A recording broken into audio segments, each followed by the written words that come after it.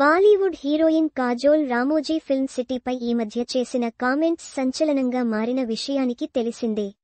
కాజోల్ మా సినిమా ప్రమోషన్స్లో భాగంగా ఒక ఈవెంట్లో రామోజీ ఫిల్మ్ సిటీలో షూటింగ్ చేసే టైంలో నెగిటివ్ వైబ్స్ వచ్చాయని ఆమె అన్నారు. కాజోల్ చేసిన ఈ వ్యాఖ్యలపై ఆడియన్స్ నుంచి విపరీతమైన కామెంట్స్ ఎదుర్కొన్నారు. అయితే ఈ విషయాన్ని మరోసారి ప్రస్తావిస్తూ కాజోల్ తన కామెంట్స్ పై స్పందించారు. తన కొత్త సినిమా మాను ప్రచారం చేసుకునే క్రమంలోనే అలా మాట్లాడానని అన్నారు.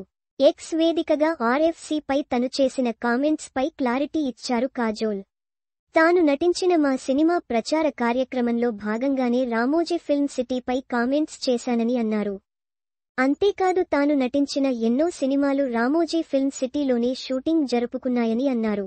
కొన్నేళ్లుగా చాలాసార్లు అక్కడ ఆతిథ్యం పొందానని, సినిమా మేకింగ్కు అనువైన ప్లేస్ అక్కడ ఉంటుందని అన్నారు.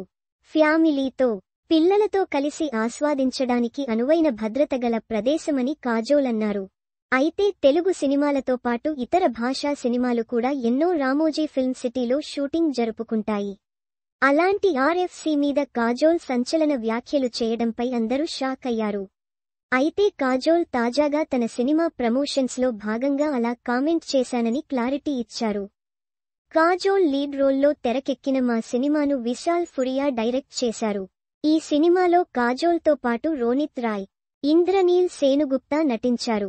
ఈ నెల 27న రిలీజ్ అవుతున్న ఈ సినిమా రాక్షసుడి నుంచి బిడ్డను కాపాడటానికి ఒక తల్లి కాళి దేవతగా ఎలా మారుతుంది అన్నది చూపించేలా మా సినిమా వస్తుంది.